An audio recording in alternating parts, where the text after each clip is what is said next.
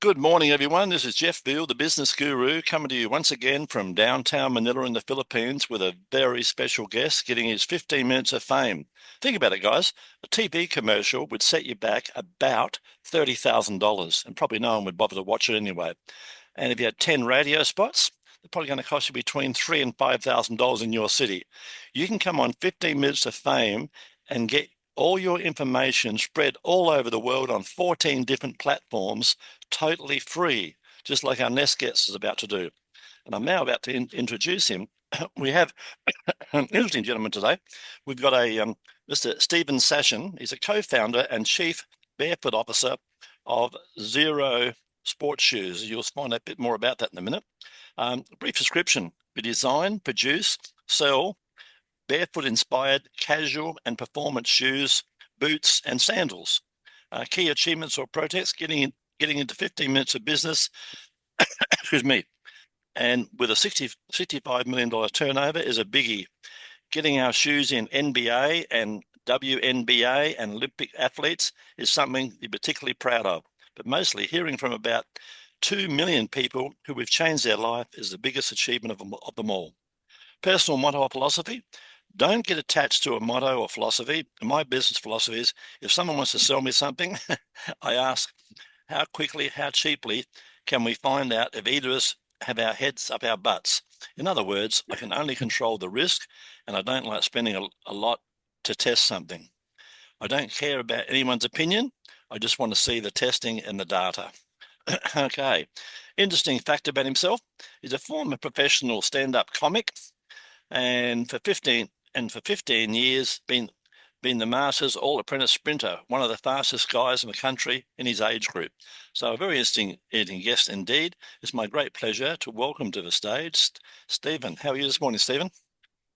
I'm doing well. Of course, I'm on the other side of the planet, so it's evening here, and even worse, after with daylight savings time or whatever it is, now it's pitch black at 5 o'clock in the evening, which is Ah, really unpleasant. unbelievable, unbelievable. Why do they do this to us? They change the time. I I've got know. I've got six clocks on the wall for that very reason, so I can look up and go, well, what time is it in Canada at the moment? uh, anyway, on with the show. Tell us about your journey and what inspired you to pursue your current career path. How did it all start? Oh, it was a bit of an accident. I got back into sprinting 17 years ago after a 30-year break, and I spent the next 2 years getting injured pretty much constantly. And a friend of mine who's a world champion runner said, "Why don't you try running barefoot and see if you learn anything?" And what I learned, and I'm not suggesting people run barefoot, but it did change my life. But what I learned is that I had a form problem, a gait problem that I couldn't feel through a regular shoe. But barefoot, good form feels good, bad form hurts. And that first barefoot run, it hurt.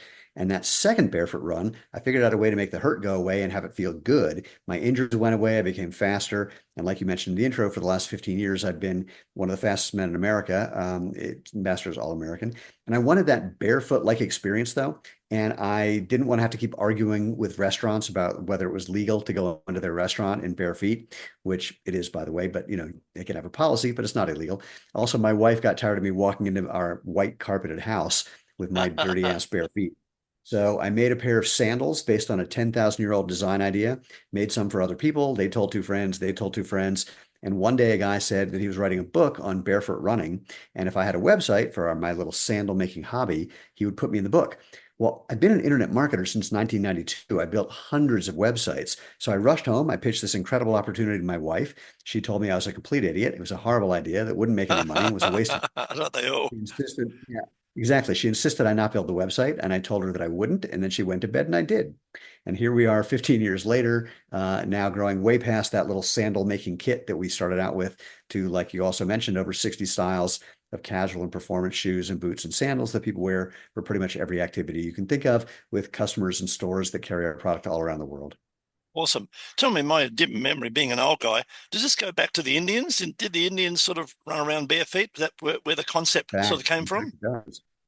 Pretty much any indigenous culture, unless it's really warm and the ground is Yes. conducive, making something similar, just something to protect your foot, something to hold that protection on your foot. That's really all you need. Everything Yeah. else in footwear is either, extraneous or actually causes problems. Yeah, that would have been putting probably buddy skins or something, I'd imagine, with a few Yeah, strings or something, probably rough, but maybe. that worked. What's been the biggest challenge Yeah. aspect of your work, and how have you overcome that? Well, the biggest challenge, this will sound crazy to people who've never been there, is that we've grown so fast. Managing that kind of growth is very difficult. And the biggest thing is we always had to have enough money for the inventory that we were buying next year. I mean, we are our number one customer since we sell mostly Sure. direct. So we had to have enough money to buy the product that we need to be able to sell. We ran out of inventory almost every year for, oh my God, the first 13 years of our Wow. business. Yeah. And I can't even say that we've overcome it. It's still a problem because of the growth that we're having. So we've done everything we can. We've talked to every human being possible to raise money along the way. We've had success doing that, but Yes. not to the extent that we. And so that's been the biggest challenge all along. And the only way we solve it is literally looking for every opportunity to bring in the cash that we could use so we could handle our growth. Any aspirations to go on something like Shark Tank? We were on Shark Tank and we Was that turned right? down. Kevin made us. Yeah, so we were offering 8% of the company, I know. I can imagine $400,000. what Kevin said. And Royalty? Kevin said Kevin said he would give us the 400,000 for half the company, Oh, and God. we said no. So we turned down that offer, walked away. But it was great for us because the week Sure, the following the show, exposure. yeah, we did about 3 months worth of business in the week following the show, and the show has been great for us. Even though it aired originally 11 years ago, people Yes. still bump into it and still find us from Yeah, seeing I'll us look on the for it show. later. I'll go on YouTube and have a look for it. It'll be Yeah. interesting. I Well, love, if you I actually love, look on YouTube, yeah. well, if Uh, you look on YouTube, go to the CNBC channel, look for CNBC Shark Tank Misses. So oh, yeah. CNBC, The missus. Yeah. over Okay. here, they did a Shark Tank Misses series. We were the first company that they featured, but they got the numbers wrong. I think they said in 2023 we did $33 million in sales. In 2023 we did $65 million in sales. Yeah. Fair enough. Yeah, that's interesting. Yeah, very interesting. I love Shark Tank because I love the Yeah. lessons and I love, Oh yeah. it's all like a card game, isn't it? But it's like playing poker. Especially when Well, you got, it's a weird thing. It's a weird thing because you never like when you see the show, you don't realize it looks like it's happening in order, but it's not. yeah. So they'll tape a bunch of things and they put them together however they want, and you never know why the Sharks are making a deal or why they're not making a deal. Sometimes Yes. they haven't made a deal in a while and they want to. Sometimes they made a bunch of deals in the morning and they're done for the afternoon. Yes. Sometimes they're fighting with each other. I mean, what you see on TV is completely different than what happens in real Sure. life. Not only that, I'm sure a lot of the deals don't even go ahead. They say they shake hands and that's the No, end of the story. Yeah, only about 30% of the handshake deals that you see actually go through. Yeah, I would have thought that. Tell me an important moment in your career that virtually changed the direction in which you're going. Well, no, it's not in my career that changed the direction. It's the fact that one day I was going out for brunch and someone Hmm. that I knew invited this woman named Lena Phoenix, who eventually, after ignoring me for 4 years, became my wife. And were it not for Lena, You're this wouldn't persistent. happen. Well, more. No, we're partners. I mean, she's a brilliant operations and finance person. I'm a product and marketing person. And had Right. we not, didn't have those complementary skills, this would have never happened. Yeah, I get it.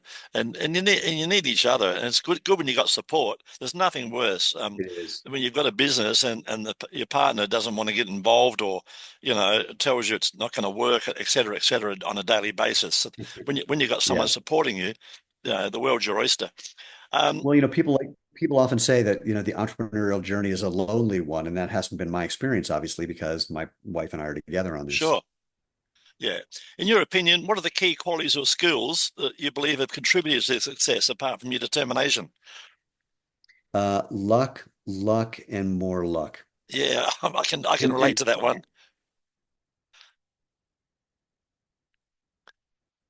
What has happened? We are frozen temporarily, guys. I'm sure we'll be back. only thing you can control. Everything else is, uh, uh, we froze for a second. Oh, I can't We tell did. who's got there we go. So I don't know where it cut off, but after luck, and luck, Yep. I said, the only other thing that's an important skill is to, well, learn enough accounting so you really understand your numbers and know what the cash flow situation is, because it's easy to make a bunch of money but not have it available when you need it, Uh-huh. and that's a real problem. And the Yep. other is for anything you're going to spend money on is knowing the only thing you can control is the risk, is the opportunity, the option, or the possibility that you'll lose all that money. People will try to Yes. sell you on all the things you can do to make money, but they can't guarantee it. So if you don't manage risk, that's the easiest way to go out of business. Yeah. I've had five multi-million dollar businesses, and funny enough, guys, I left school at 14. I've never had a plan. I've never understood Yep. accounts. I'm just a great money maker. And people say, what's the secret to success, Jeff? I say, do lots of shit and be right more than you're wrong, and you'll make money. That's it. It's funny when people ask me what advice I have for an entrepreneur. I say get a government job with a pension because it's a much safer way to go. And if my saying that makes you think maybe I should do that, then that's what you should do. If you're a real entrepreneur, there's nothing I can say that's going to talk you out of your statistically stupid idea. Yeah. I love it. Tell me, if I gave you a job years ago, if I gave you a job juggling oranges at $5,000 a week outside of Walmart, how long would you do it for? Well, it's funny you ask because I was a street performer for a number of years. Right? So I wasn't juggling oranges, but I was walking on broken glass in my bare feet and doing Oh, gymnastics and tumbling over people. And I was making more than that. I was making about $10,000 a week doing that. awesome. And I did it for as long as my body would hold up, frankly. Yeah. So wait, what was the math? Juggling oranges for how much? 5,000 a week, 6 hours a day. Uh, 5,000 a week. So let's see. So 20, how many hours a day am I working? 6? 6 hours a day, 5 grand a week. I would do that until I saved up enough money to tell you to take a hike and go off and Yeah. just have a life. Not bad. You're on the right track. I'd do it for a week to get seed money, you know? Because you and I got Ah, the well, idea. I like the seed money thing. If you have an idea, that's great. But otherwise, that's really good money. Yeah. And if you are smart with that money, then it's not going to take that long until you have enough put away that you can invest that in something that'll Yes. generate passive income and allow you to, not have to work for the rest of your life. I mean, Yeah, you that's can work, but you won't have to. Yeah, that's right. Like me, I'm passionate. I'm 77. I'm passionate about what I do. I don't have to do any of this, but Yeah. I do it because I've got a passion for it. And I meet some interesting people like yourself. Tell me, how do you stay motivated and continue to innovate in your particular field? Well, I don't need to do anything to stay motivated. We have a business that's growing really quickly and Yep. it requires things that we're doing. We have over 100 employees that I'm responsible for, and we hear from customers every day telling us that wearing our shoes has changed their life. So Awesome. that and also the competitors, the big shoe companies, they know that their products actually harm people, that they are not Yes. delivering a benefit. And so I find that morally offensive, and I would like to do something about that. So the Yeah. combination of that we're helping a lot of people, and we're in an industry where people are knowingly harming people, that gets me out of bed in the morning. In terms of Yeah. innovating, it couldn't be easier. Our customers tell us all the time. We love that. I mean, the way our product line has grown from a do-it-yourself sandal kit to 60 different styles of shoes, boots, and sandals Awesome. was people saying, "Oh my God, I love these sandals, but I need something for winter or for work. Oh, I love that shoe for work, but now I need something for this other kind of job that I do, or Fantastic. I need a trail running boot or a hiking boot or whatever." And Yeah. we have a really smart product team that can see the holes in our product line and fill those holes with other products. So the innovation thing, that's we have enough products in our pipeline to carry us through 2030 if we wanted to. Fantastic. Yeah. Just thinking, you made me think about the bare feet bit thing, and how the health aspects and everything. And I'm just thinking about these Yeah. bloody women um, running around, not running around a cocktail party with bloody 6 inch, 6 and 8 inch bloody heels. I mean, that must be awesome for your health. Yeah, exactly. Well, there's a lot of evidence that shows that if basically this is use it or lose it. You have a quarter of the bones and joints of your entire body in your feet and ankles. If you don't let them move, they get weaker. And there's a Yes. direct correlation between having weak feet and tripping, falling, breaking your hip, and dying. Yeah. So, the more you're squeezing your toes together, the more you're elevating your heel and changing your posture, the less you can feel the ground. All of those things are actually bad for your health. And Yeah. again, it's simply use it or lose it. But when you put Yeah. your foot into something that doesn't let your foot move properly, you are losing it undeniably. Yeah. Interesting. Um, Tell me a particular recent project or achievement you're particularly proud of, Stephen. Oh boy. Oh, that's easy. You mentioned in the intro again, we built a basketball shoe that professional basketball players are playing in. We're the smallest company ever, I think, to have a professional quality shoe that's being used in the NBA and WNBA in America. And Awesome. that was something, it was a pet project of mine. People thought I was completely crazy. It would never work. Nobody would care. Nobody would be interested. And then we made it and people started wearing it and they flipped out. So I'm pretty proud that one of the many, many times I got to say to people, is it too rude to say I told you so? Love it. Love it. Very much. I love it. You're a man after my own heart. What advice would you give someone aspiring to follow in your footsteps? Don't try to follow in my footsteps. So I'll give you a funny story about that. Someone called me, an internet marketing friend of mine called me and said, for some amount of money, I don't remember what it was, we could go spend a week on Richard Branson's island with Richard Branson. And Yeah. I said, why would I want to do that? He said, what do you mean, why? Imagine what you could learn from Richard Branson. I said, I already know what I could learn from Richard Branson. He goes, oh, really? What? I said, I'm not Richard Branson. And here's the joke, neither is he. If Yeah. Richard Branson had to start from scratch all over again, it's not possible. The river has moved on. You can't Yes. step in that same river twice. And so the way that I do things, other people can't do. You got to find the way that works for you. For example, I'm 62 years old. When I was a kid, they hadn't invented Ritalin. So, I'm doing like 10 things at once when I'm having a hard time doing one. You're a man after my own heart, and I can relate to Yeah. all of that. I can relate to all of that. And I had five multi-million-dollar businesses, and I don't know, over the years I probably had 2,000 staff, 2,000 plus. Not one of them ever came to me and said, "Jeff, can you help me?" or wanted my advice. Not one of them. And I Well, just I laughed. have a variation on that. I had a business where I was helping train marketers how to do internet marketing, and I Yes. taught everybody everything that I knew. And Yeah. the five people who did the best, each one was doing something different, and each Yeah. one of all the things that I'd done, and each one would say that what the other four was doing didn't work. So they Yes. found the one that worked for them, and the other people found the thing that worked for them. That's the only way to make it work, Yeah, some funny stories we could relate, you and I could relate to about all that, I'm about sure. all of that, because it's so true. And at one stage, funny enough, and you've probably been down this journey, I had a business with about 50 staff, and they were all telling me quite often, "Oh, you're wrong, you're wrong." And I used to go home and think, "Well, shit, maybe they're right." And invariably, they weren't right. I was right, and they were wrong. And there's 50 of them. It's like 50 to 1. I'm okay being wrong. I don't have a problem being wrong I as don't long as I either. can do it quickly and expensively, because then I learn what not to do, and that's very Sure. valuable. But what's so tricky is many people come into a business from something else. They just want to bring their history with them before they learn what's unique about what's happening in their new business. And this is Yes. something that is an ongoing challenge as you bring in new employees, especially bringing in employees who are really talented. They want to just Yes. bring the old playbook instead of learning how this playbook works first and then finding Yeah. the way they can work together. That's right. And one of my favorite sayings, guys, it goes back a long way, and I made millions of dollars from this, and Stephen will be able to relate to it. Some of the best ideas come out of the mouths of idiots. So listen to everybody. I'm one of them. So I have no experience in footwear, and yet I have multiple patents in footwear. And I've seen in recent times at least seven companies stealing ideas that I came up with. And so, Yes. and I actually even said to one of my friend or a couple of friends who have very long careers, like 40-year plus careers Yep. as footwear designers. I said, how is it that I'm coming up with these ideas that none of you guys ever thought of? And Yes. the answer was because you knew nothing about shoes. Correct. Correct. That's right. Yeah. And that's a good thing. Looking ahead, what are your goals and aspirations for the future? It's obviously looking pretty bright. It's simple. We're just trying to change the world. Nothing histrionic or, Yeah. hyperbolic.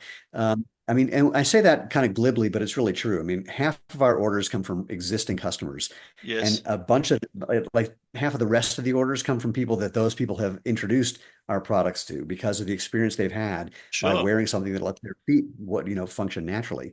So the biggest thing is just more of the same, Yes. getting shoes on more professional athletes, getting shoes on more people in general. The biggest thing I'm actually trying to do is because the experience of our product is so profound and is what sells our product, is find the various ways that I can to remove any friction from people trying the product and having that experience, then becoming part of what we call our zero circle. And Yes. that's the zero circle there. And so we're expanding internationally, continuing, we're getting more retail accounts. But the gist of it is really building the company, the infrastructure of the company to be able to become $1 billion brand and be one of the brands that is a household name. Yeah, awesome, awesome. I was just saying, I say this to people regularly about the internet, right?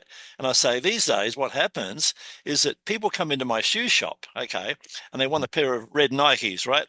So I give them a cup of coffee, and I'm really nice to them, and then they try on about five different types of shoes. And oh, can I see the blue ones? Can I see the red ones? They take up about an hour and a half of my time. Meanwhile, they're pulling out their Apple iPhone, taking pictures Yeah. of my products and then they go home and buy it on Amazon 25% cheaper.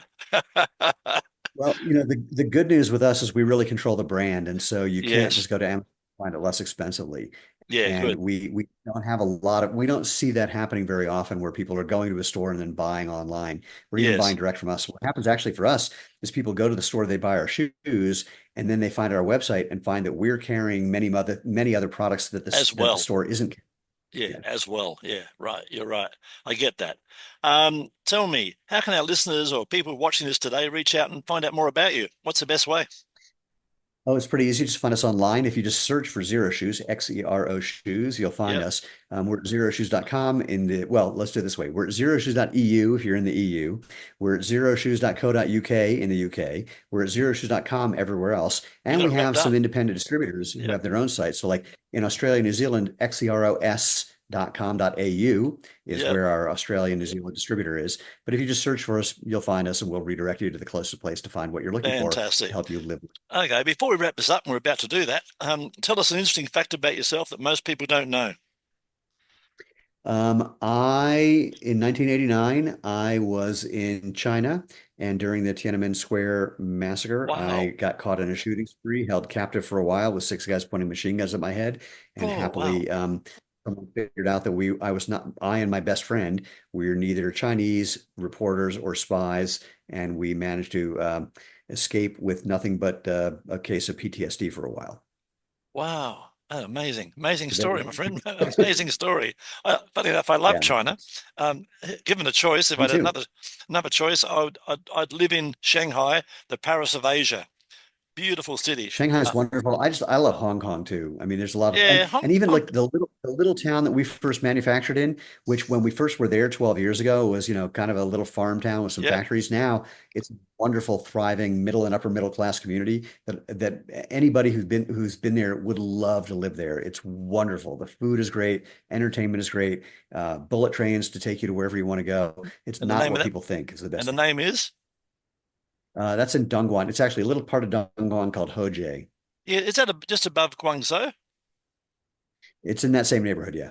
Yeah, yeah. I think I've been there. I think I've been there. And funny enough, I went to a nightclub, and you know this because you've been. I went to a nightclub in China, and the nightclubs are outstanding, right? Outstanding. Oh, And uh, totally. and people like David Copperfield come in for a night, guys, and get $1 million, and they do about 14 shows all over China, and they pick up 14 million for 14 days or more. And you go into these Yeah. clubs, and they're just over the top. And my friend got us a VIP booth, and the first thing that happened was they brought out a crate, like a big crate with beer, 48 beers. That was, and it was only three of us, right? It was 48 beers. Then they brought out the champagne. Then they brought out a big food spread. And the whole concept there is supposed to be that you've got so much stuff that all the girls come and gravitate to you to get a freebie. And that's when you end up with a whole bevy of women around you. And then Yeah. during, Well, I mean, let's just say this. China, no country is perfect. Everyone has their issues. yes, I'm not trying to whitewash what's going on in China. sure. And the simplest thing I can say is it is definitely not what you imagine No, until it's you go decadent. there. And then, It's unbelievable. But I was about to yeah. say, I'm having my third beer, and I look up in the sky, and I'm looking twice. There's an angel, an actual angel, with a bottle of champagne with flames coming out of it. And what it is, they've hooked her up like David Copperfield. She's on a bloody on a wire, and they get these Yeah. angels going around the room, and they drop a bottle of champagne on your table if you're a high roller. And the whole idea of the sparkles and everything is to draw attention to you. And that was bloody awesome. Just to see something like that, you know. Good to have a good time. Yeah. Anyway, it's been great having you on the show. Just let me wrap Thank you. wrap this up. Thank you very much, everyone, for watching.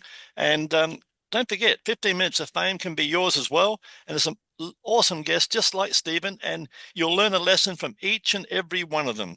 So thanks very much for being on the show, Stephen. Pleasure. Thank you.